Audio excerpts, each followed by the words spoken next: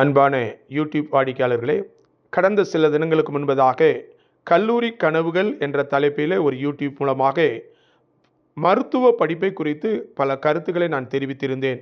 அதிலே தமிழகத்திலே அரசு மருத்துவக் கல்லூரியில் சேர வேண்டுமென்றால் என்ன செய்ய வேண்டும், தனியார் மருத்துவக் கல்லூரியில் சேர வேண்டுமென்றால் என்ன செய்ய வேண்டும், வெளிநாட்டிலே நீங்கள் மருத்துவம் படிக்க வேண்டுமென்றால் என்ன செய்ய வேண்டும் என்று அரசு கொடுத்த விதிமுறைகளை உங்களுக்கு எக்ஸ்பிளைன் செய்து நான் சில கருத்துக்களை உங்களுக்கு கூறியிருந்தேன்.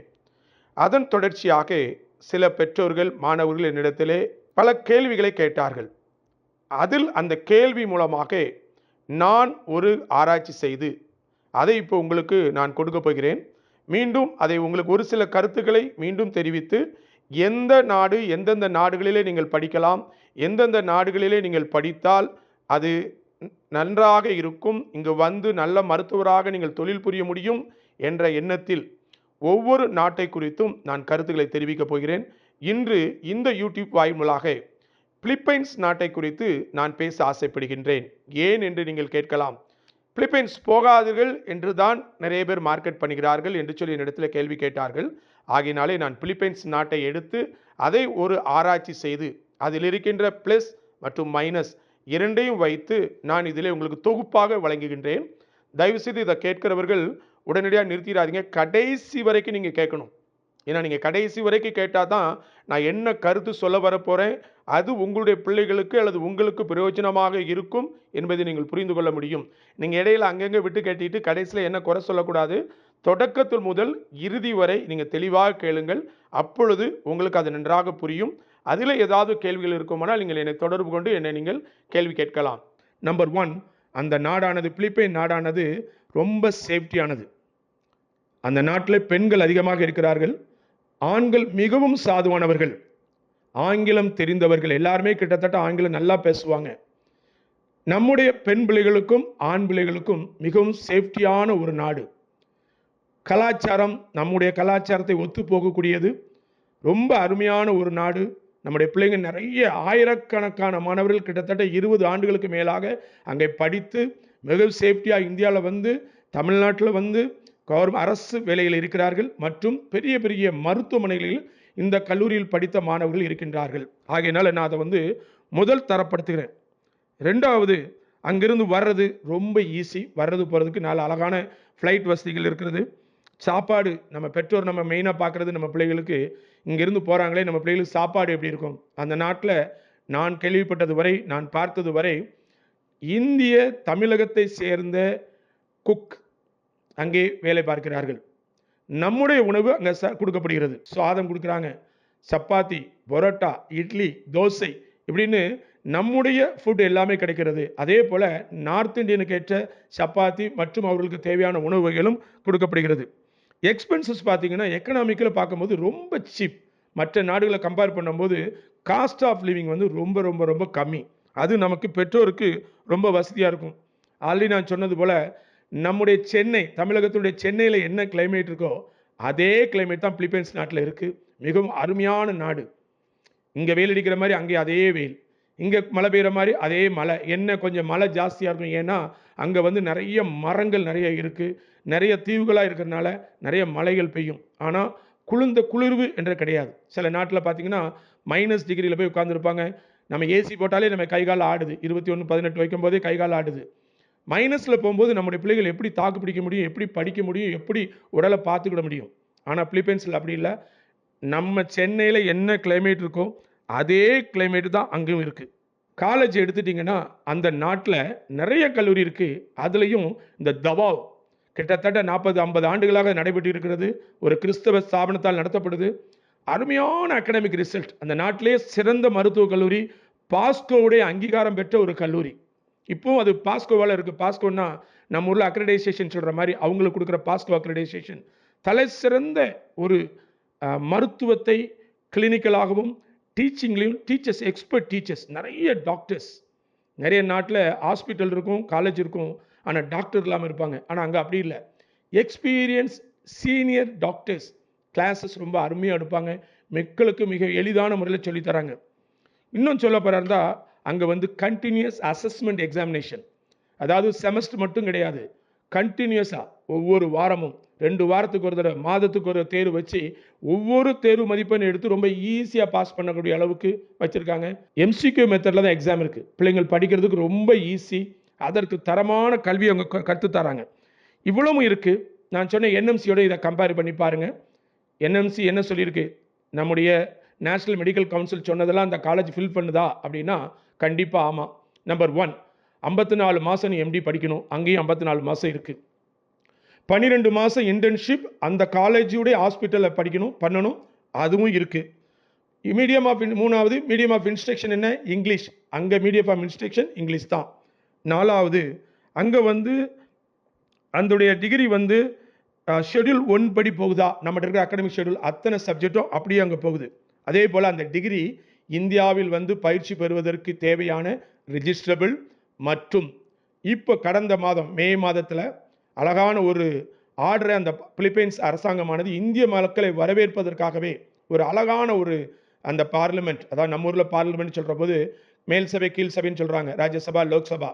அங்கே காங்கிரஸும் செனட்டும், காங்கிரஸில் மிக அருமையாக அந்த ஒரு ரெசல்யூஷன் போட்டிருக்காங்க, அமெண்ட்மெண்ட் கொண்டு வந்திருக்காங்க.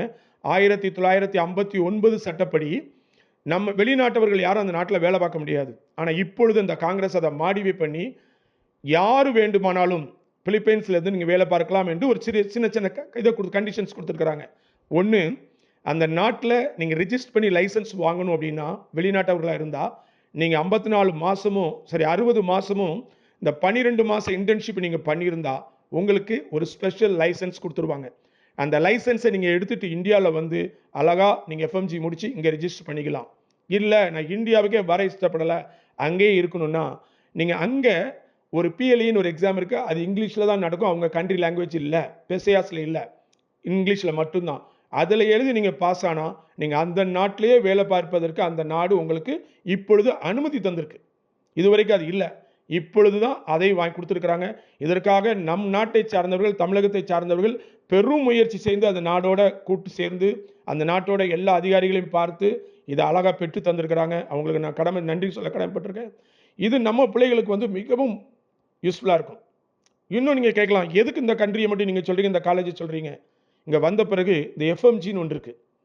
இந்த எஃப்எம்ஜியுடைய ரிசல்ட்டு தான் நம்ம பிள்ளையுடைய வாழ்க்கை. நீங்கள் எவ்வளோ தான் படித்தாலும் இந்த எஃப்எம்ஜி கிளியர் பண்ணால் மட்டும்தான் நீங்கள் அந்த இங்கே இந்தியாவில் ரிஜிஸ்டர் பண்ண முடியும். மிக அழகாக இந்த கல்லூரியானது நம்முடைய தமிழகத்தை சார்ந்தவர்கள், இந்தியாவை சார்ந்து அங்கே படிக்கிறவங்களுக்கு இங்கிருந்து அழைத்து சென்றிருப்பவர்கள் அவர்களுக்கு 3ஆம் ஆண்டிலிருந்து எஃப்எம்ஜி ட்ரைனிங் கொடுக்காங்க. எக்ஸாம்பிள் சொல்லணும்னா 2023 எஃப்எம்ஜியினுடைய all India rank 1 doctor Jafar, இவர் தவோ பிலிப்பைன்ஸில் தவோவில் படித்த ஒரு மாணவர். இப்பொழுது அவர் ஆல் இண்டியா ரேங்கில் 1வது வந்தவர். அது மட்டும் இல்லை, ஆல் இண்டியா ரேங்க் ரொம்ப கம்மியாக, ஆல் இண்டியா ரேங்கில் வேர்ல்டு வைஸில் எழுதின எல்லாருடைய ரேங்க் கம்மியாக இருந்தால் கூட தவோவில் படித்து வர்ற மாணவர்கள் குறைந்தது 80% மாணவர்கள் ஒவ்வொரு முறையும் தேர்ச்சி பெறுகிறார்கள். அப்படின்னா உங்களுக்கே தெரியும் எந்த அளவான மக்களுக்கு, மாணவர்களுக்கு பயிற்சி கொடுக்கப்பட்டிருக்குன்னு உங்களுக்கு நல்லா தெரியும். அந்த அளவுக்கு ஒரு அகாடமிக் ரெக்கார்டு கிரியேட் பண்ணியிருக்காங்க. ஸோ அந்த கல்லூரியில் படிச்சுட்டு வரும்பொழுது நம்முடைய பிள்ளைங்களுக்கு மிக அழகான வாய்ப்பு இந்தியாவில் காத்திருக்கிறது. வெளிநாட்டு மருத்துவம் என்று சொன்னால் பிலிப்பைன்ஸ் தான் தலை ஓங்கி நிற்கின்றது. எனக்கு கிட்டத்தட்ட பார்த்தீங்கன்னா நிறைய டாக்டர்ஸ் 12,000 டாக்டருக்கு மேலே முடிச்சுட்டு இந்தியாவில் பயிற்சி பெற்றுக்கிட்டு இருக்காங்க. வேறு எந்த நாட்டிலும் இப்படி இருக்காது. நான் இப்போவும் சொல்கிறேன், முதலாவது சாய்ஸ் தமிழ்நாட்டில் உள்ள அரசு மருத்துவக் கல்லூரிக்கு, 2வது பணம் இருக்குமானால் நீங்கள் இந்தியாவில் சேர்க்கலாம். இல்லை எனக்கு படிக்க ஆசை இருக்குது, இவ்வளோ பணம் கோடிக்கணக்காக பணம் செலவழிக்க முடியலன்னா உங்களுடைய பிள்ளைகளை நீங்கள் தயவு செய்து பிலிப்பைன்ஸில் உள்ள தலை சிறந்த கல்லூரிகளுக்கு எடுத்து செல்லுங்கள். அது உங்களுக்கும் உங்களுடைய பிள்ளைகளுக்கும் சிறந்த வாழ்க்கையை தரும். பிலிப்பைன்ஸ் நாட்டினுடைய மருத்துவ படிப்பை குறிப்பு சொல்லும் பொழுது ஒரு சிலர் வெளியே மார்க்கெட்டில் என்ன சொல்கிறாங்க அப்படின்னா, பிலிப்பைன்ஸ் நாட்டுடைய பிஎஸ் டிகிரி செல்லாது. பிஎஸ் என்பது ப்ரீ மெடிசன். நான் தெளிவாக உங்களுக்கு அதை எக்ஸ்பிளைன் சொல்லணும்னு ஆசைப்படுறேன். அதாவது எப்படி நம்முடைய நாட்டிலே +1 மற்றும் +2 முடித்து நீட் தேர்ச்சி ஆனால் நீங்கள் மருத்துவம் சேரலாம். அந்த நீட்டில் பாஸ் பண்ண முன்னாடி +1 +2ல் பயாலஜி குரூப் இருந்தால் மட்டும்தான் சேரலான்னு ஒரு சட்டம் இருக்குது. அதே போல் அமெரிக்கன் பேஸ்ட் சிலபஸை ஃபாலோ பண்ணுறவங்க, ஏன் நம்ம இந்திய நாட்டில் கூட பல ஆண்டுகளுக்கு முன்பு 10th முடித்து பியூசி முடித்து ஒரு டிகிரி படித்தால்தான் மருத்துவம் சேரலாம்னு இருந்தது. இது பல ஆண்டுகளுக்கு முன்பு. அதற்கு பின்பு தான் +1 +2 கொண்டு வந்து அதுக்கு பிறகு மெடிசனை கொண்டு வந்தாங்க, மாற்றத்தை கொண்டு வந்தார்கள். தொடக்கத்தில் அமெரிக்கன் பேஸ்டு தான் நம்ம ஃபாலோ பண்ணிக்கிட்டு இருந்தோம். அதே போல் பிலிப்பைன்ஸ் நாட்டில் இருக்கிற படிப்புகள் அமெரிக்கன் பேஸ்டை ஃபாலோ பண்ணி சிஸ்டத்தை ஃபாலோ பண்ணி தான் வச்சுருக்கிறாங்க. அந்த நாட்டில் பிலிப்பைன்ஸ் நாட்டில் இருக்கிற மாணவர்கள் 10th முடிச்சுட்டு 3.5 ஆண்டுகள் பிஎஸ், அதாவது நம்ம ஊரில் பிஎஸ்சின்னு சொல்கிறோம் இல்லையா, அந்த பிஎஸ் டிகிரியை முடித்தால்தான் அவங்க நாட்டில் நீங்கள் மருத்துவம் சொல்லலாம்னு சொல்லி அந்த நாட்டுடைய சட்டம் இருக்கிறது. இந்த பிஎஸ் என்பது மெடிக்கல் ரிலேட்டட் சப்ஜெக்ட், பயாலஜி அல்லது மெடிக்கல் சம்மந்தப்பட்ட ஏதாவது ஒரு படிப்பு படித்திருந்தால் 10ஆம் கிளாஸ் முடிச்சுட்டு மெடிசனில் பிஎஸ்சில் 3 வருஷம் படிச்சுட்டு அதுக்கு பிறகு அவங்க மெடிசன் ஜாயின் பண்ணலாங்கிறது பிலிப்பைன்ஸ் நாட்டுடைய சட்டம்.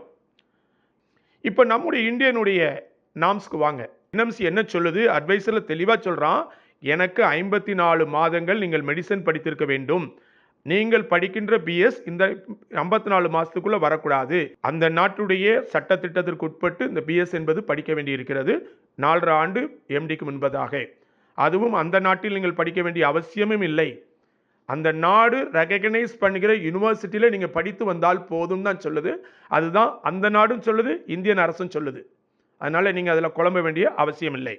பல நாடுகளில் உள்ள மருத்துவ ஆலோசகர்கள், அதாவது கன்சல்டன்ட், இந்தியாவில் வேலை இருக்கிறவங்க, அந்த தொழில் பார்ப்பவர்கள் ஏன் பிலிப்பைன்ஸ் நாட்டை குறை சொல்லி அந்த சர்க்குலர் போடுறாங்க அப்படின்னா, சில ஆண்டுகளுக்கு முன்பு இந்தியாவிலே அதிக மாணவர்கள் எந்த நாட்டுக்கு மருத்துவம் படிக்க சென்றார்கள் என்று கணக்கு பார்க்கும் பொழுது பிலிப்பைன்ஸ் நாடு தான் நிறைய மாணவர்கள் படிக்க சென்றாங்க. எம்பிபிஎஸ் படிக்கிறதுக்கு போனாங்க. ரஷ்யா போனாங்க, அதற்கு ஈக்குவலாக போனது பிலிப்பைன்ஸ் தான்.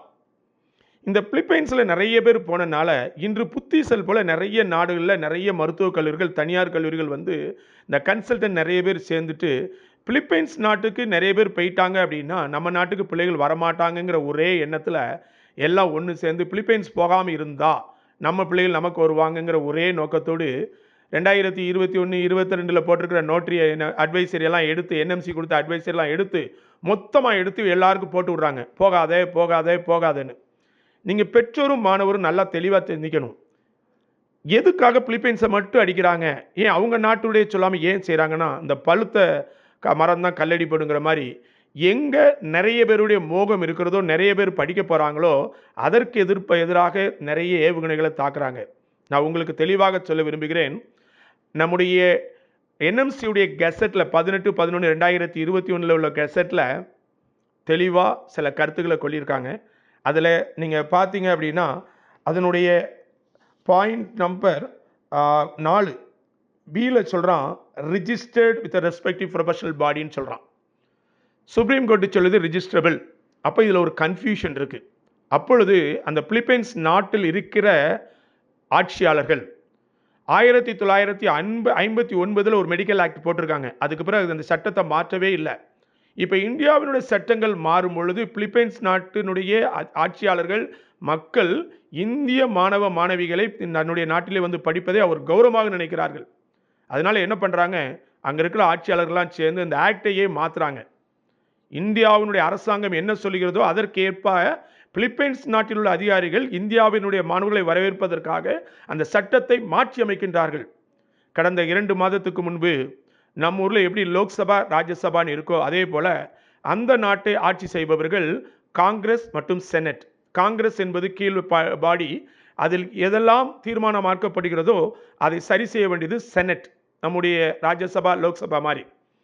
அங்கே காங்கிரஸில், அதாவது நம்முடைய லோக்சபா மாதிரி, அங்கே 500க்கு மேற்பட்ட எம்பிகள் இருக்கிறார்கள். இவர்கள் தான் ஒரு சட்டத்தை முன்மொழிய வேண்டும், சட்டத்தை கரெக்ட் பண்ண வேண்டும். அவர்கள் என்ன சொல்கிறாங்க அப்படின்னா, கடந்த மாதம் மே மாதம் 13ஆம் தேதி 2வது காங்கிரஸ் சிட்டிங்கில் இந்த மெடிக்கல் ஆக்டையே மாற்றி மாடிஃபை பண்ணி கொண்டு வராங்க. அதில் என்ன சொல்கிறாங்க அப்படின்னா, செக்ஷன் 40 அவங்க என்ன சொல்ல வராங்க, 5 ஆண்டுகள் அல்லது 4.5 ஆண்டுகள் நம்ம படிக்கும் பொழுது முடித்த உடனே வெளிநாட்டு மாணவனாக இருந்தால் 1 வருடம் ஸ்பெஷல் லைசன்ஸ் கொடுக்குறாங்க. அந்த 1 வருட ஸ்பெஷல் லைசன்ஸில் நீங்கள் அந்த நாட்டில் வேலை பார்க்க முடியும். இதைத்தான் சற்று கொஞ்ச நாளைக்கு முன்பாக பிலிப்பைன்ஸில் உள்ள ஆங்கில ஏடுகள் என்ன சொன்னாங்கன்னா, வெளிநாட்டு மாணவர்களை பிலிப்பைன்ஸ் கண்ட்ரி வரவேற்கிறது அப்படின்னு சொல்லி ஒரு ஆர்டிக்கல் போட்டாங்க. இதை வச்சு இந்தியாவில் இருக்கிற தலை சிறந்த பத்திரிகைகள் ஏராளம் உங்களுக்கு ஒரு அறிக்கையை விட்டது. என்ன சொன்னாங்கன்னா, பிலிப்பைன்ஸ் நாடு இந்திய மாணவர்களை வரவேற்கிறது. வெளிநாட்டு மாணவர்கள், மருத்துவ மாணவர்கள் நீங்கள் அங்கேயே ரெஜிஸ்டர் செய்து பயிற்சி செய்யலாம், வேலை செய்யலாம் என்று சொல்லி ஆர்டிக்கல் வந்தது. ஆக்ட் செக்ஷன் 40ல என்ன சொல்லுது? நீ ஒருவேளை நீ பிலிப்பைன்ஸ்லயே இருக்கணும்னு ஆசைப்பட்டா பிஎல்இ எப்போ அங்கேயே நீ பெர்மனண்டா இருக்கணும்னா பிஎல்இ எக்ஸாம் எழுதி பெர்மனன்ட் ரெஜிஸ்ட்ரேஷன் வாங்கி நீ அங்கே வேலை பார்க்கலாம். இல்லைன்னா நீங்கள் எந்த நாட்டில் இருந்து வருகிறீர்களோ அதே நாட்டுக்கு சென்று உங்களுடைய ஸ்பெஷல் லைசன்ஸை வைத்து நீங்கள் அந்த நாட்டு சட்டத்தை ஃபாலோ செய்து நீங்கள் பெர்மனண்டாக இருக்கலாம். நிறைய பெற்றோர் என்கிட்ட கேட்குற கேள்வி, ஐயா நான் பிள்ளைய பிலிப்பைன்ஸ் தான் அனுப்புன்னு நினைக்கிறேன், ஏன்னா அங்கே படித்த மாணவர்கள் நிறைய பேர் நாங்கள் ரெஃபர் பண்ணுறோம். எல்லாரும் என்ன சொல்கிறாங்க, நல்ல படிப்பு இருக்குது, நல்ல அருமையான ஒரு இடம், நல்ல சாப்பாடு இருக்குது, சேஃப்டி இருக்குது, படிப்பில் இதை விட்டு ஈக்குவலண்டாக எதுவுமே கிடையாதுன்னு சொல்கிறனால நாங்கள் பிலிப்பைன்ஸ் போகணுன்னு ஆசைப்படுறோம். ஆனால் நிறைய பேர் நாங்கள் என்கொயரி பண்ண உடனே அதுக்கு நெகட்டிவாக அள்ளி போடுறாங்க பேப்பரை. அதை கேட்டனால தான் நான் இவ்வளவு நேரம் இதை தெளிவாக உங்களுக்கு நான் எக்ஸ்பிளைன் பண்ணுறேன். ஏன்னா நிறைய பெற்றோர்கள் படிக்க வைக்க ஆசைப்படுறீங்க, பிள்ளைகள் படிக்க ஆசைப்படுது, நல்ல இடமாக இருக்க வேண்டும். நான் சொன்னதான் திருப்பி சொல்கிறேன், பிள்ளைகளை சேர்க்கறதுக்கு முன்னாடி நல்லா யோசித்து அனுப்புங்க வெளிநாடு செல்லும் பொழுது. ஏன்னா நீங்கள் கண்காணாத இடத்துக்கு பிள்ளைகளை அனுப்ப போகிறீங்க, அங்குள்ள கிளைமேட் எப்படி இருக்கும், இதற்கு முன்பு அந்த கல்லூரியில் எத்தனை பேர் படிச்சுட்டு வந்தாங்க, அகாடமிக் குவாலிட்டி என்ன, பணம் எவ்வளோ செலவாகுது. சிலர் சொல்லுவாங்க உங்களுக்கு 20 லட்ச ரூபாய்க்கு நான் எப்படி தரேன், நல்லா யோசித்து பாருங்க. விற்காத கத்திரிக்காய்க்கு சிலர் வந்து சொல்லத்தான் செய்வாங்க. 20 லட்சத்துக்கு டாக்டர் கொடுத்தா அது எப்படி இருக்கும் நீங்கள் நல்லா யோசித்து பாருங்கள். அந்த எஜுகேஷன் எப்படி இருக்குன்னு பாருங்கள். ஒரு சிலர் மார்க்கெட்டில் சொல்லுவான் நான் 15 லட்ச ரூபாய்க்கு தாரேன்னு சொல்லுவான். அது முதலாம் ஆண்டு 2ஆம் ஆண்டுக்கு மட்டும் இருக்கும். சொல்ல பிறகு என்ன பண்ணுவான், நீங்கள் போய் சேர்ந்த பிறகு பின்னாடி நீங்கள் இவ்வளோலாம் கட்ட வேண்டியிருக்குன்னு சொல்லுவாங்க. கடைசியில் பார்த்தீங்கன்னா 70 லட்சத்துக்கு வந்து நிற்கும். நீங்கள் பிளான் பண்ணது 20 லட்சத்துக்கு இருக்கலாம். அங்கே போன பிறகு வேறு வழி இல்லாமல் நீங்கள் வீடை விற்று எல்லாவற்றையும் விற்று நீங்கள் பிள்ளைகளை சேர்க்க வேண்டியிருக்கும். அதனால் அனுப்புறதுக்கு முன்னாடி முதல்ல அந்த நாட்டில் படித்த பிள்ளைகள்கிட்ட கேளுங்க, எவ்வளோ ரூபாய் செலவாகும், அந்த நாடு பிள்ளைகளுக்கு சேஃப்டியா, அந்த நாட்டுடைய கிளைமேட் நம்ம பிள்ளைகளுக்கு சாதகமாக இருக்குமா, சாப்பாடு நம்ம ஊர் சாப்பாடு கிடைக்குமா. நிறைய நாட்டில் நம்ம நாடே இருக்காது, நம்மளோட சாப்பாடே இருக்காது. இன்னும் நான் சொல்ல போகிறேன், நல்லா கேட்டுக்கோங்க. லேபரட்டரிஸ் எப்படி இருக்குன்னு கேளுங்க, தங்கும் வசதி எப்படி இருக்குன்னு கேளுங்க, துப்பாக்கி கலாச்சாரம் இருக்கான்னு பாருங்கள். எங்கே பார்த்தாலும் போரினோட முகங்கள் அப்படியே தலை தூக்கி நிற்குது. நம்ம பிள்ளைகளுக்கு சேஃப்டி இருக்குமான்னு பாருங்கள். இதெல்லாம் தெரிந்து ஆலோசித்து நல்லா யோசித்து முடிவெடுங்க. என்னை பொறுத்தவரை நான் படித்த எல்லாவற்றையும் நான் உங்களுக்கு தந்திருக்கிறேன். ஒருவேளை நான் சில இடங்களில் தவறு கூட இருந்திருக்கலாம். அப்படி இருந்தால் நீங்கள் சுட்டி காட்டுங்க, நாங்கள் புரிஞ்சுக்கிறேன். இது நான் படித்து கடந்த ஒரு வார காலத்தில் நான் படித்து நான் தெரிந்து கொண்ட காரியத்தை உங்களுக்கு நான் பெற்றோர்களுக்கும் மாணவர்களுக்கும் நான் இதை கொடுக்குறேன். உங்களுக்கு ஏதாவது டவுட் இருக்குன்னா தயவுசெய்து இந்த நம்பரை நோட் பண்ணிக்கோங்க. 9965041711. இந்த நம்பரில் நீங்கள் என்னை கான்டாக்ட் பண்ணலாம். என்னுடைய பேர் குமார். நீங்கள் எப்போ வேணாலும் கான்டாக்ட் பண்ணலாம். இதுக்குரிய கிளாரிஃபிகேஷன் எல்லாம் நான் தரேன், உங்களுக்கு கைடன்ஸ் தரேன். தொடர்ந்து எங்கள் சப்ஸ்கிரைப் பண்ணுங்கள், இதை ஃபாலோ பண்ணுங்கள்.